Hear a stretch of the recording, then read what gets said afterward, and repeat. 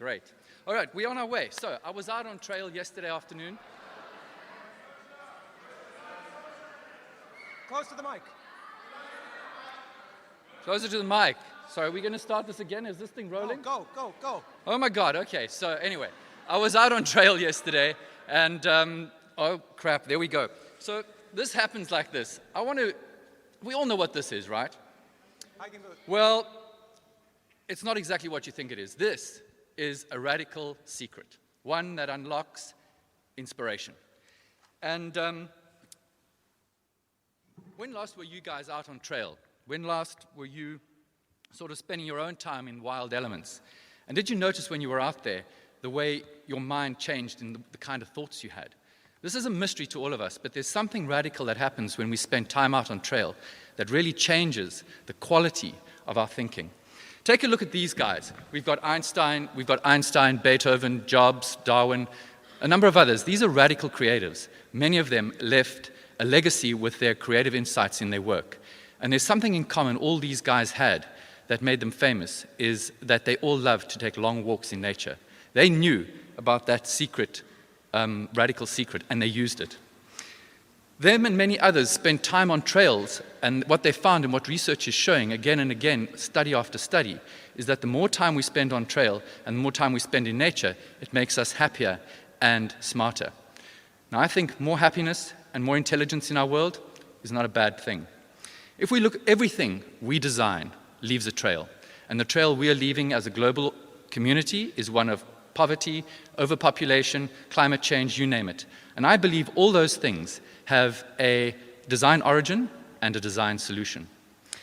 So the only way to get out of that mess really is if we need to change. We need to change the way we design our governance systems, our materials for our design in our design industry. We need to look at how we design our financial systems.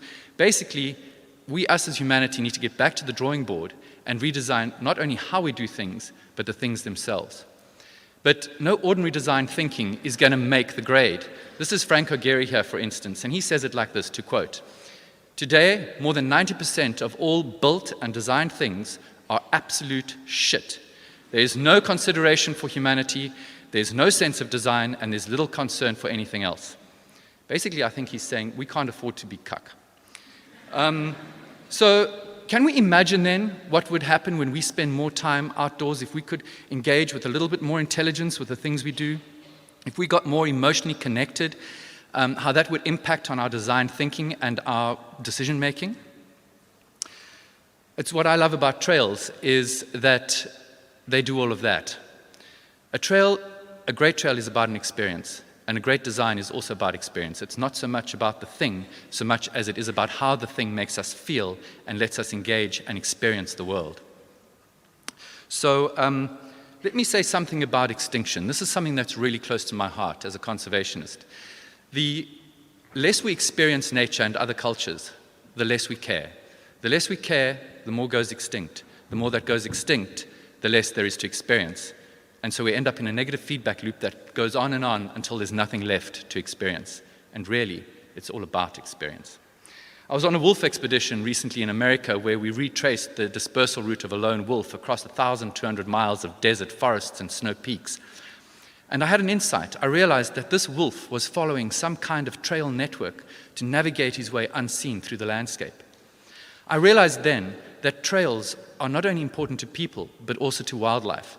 And in fact, it is the animal migration routes and the wildlife trails that are the world's original trails.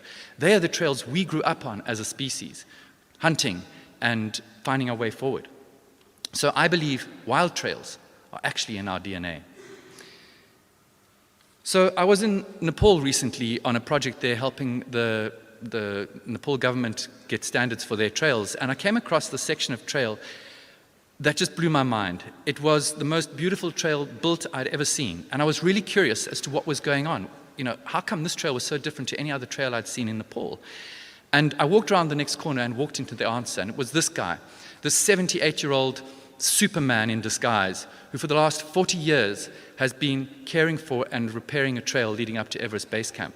And when I asked him why he does it, he said, it's important that trekkers have a beautiful experience, and someone has to care for the trail. I want to say a few words about the important role that trails play as invisible infrastructure.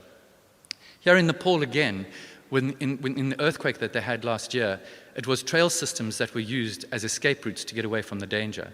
And the same thing's been observed with tsunamis, where livestock and people and animals use trails to escape from the disaster. This is a picture of the ground zero at 9/11 in downtown New York, Manhattan.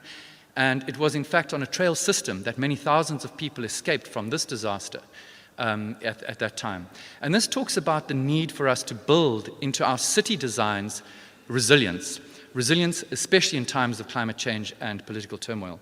So basically, you know, I think a lot of us here know about this radical secret, because why else would Cape Town be one of the world's design capitals? And I say good for us. But really, at the end of the day, if we want to walk in the footsteps of the giants of design like Jobs and co., we need to engage with these things and get out there. So it's all about a mind shift, an insight, the chance every day to connect with a wilder, more authentic self. And who doesn't want that? But most importantly, I think what trails offer us is the opportunity to not only connect with ourselves and with each other, but to really connect with nature. And it's when we connect with nature that the appropriateness and the connection of our designs has more meaning. And I think that really changes everything. So I say, you know, the deal with trails, trail running, mountain biking, it's all about getting out there. And at the end of the day, put on your boots and find a trail.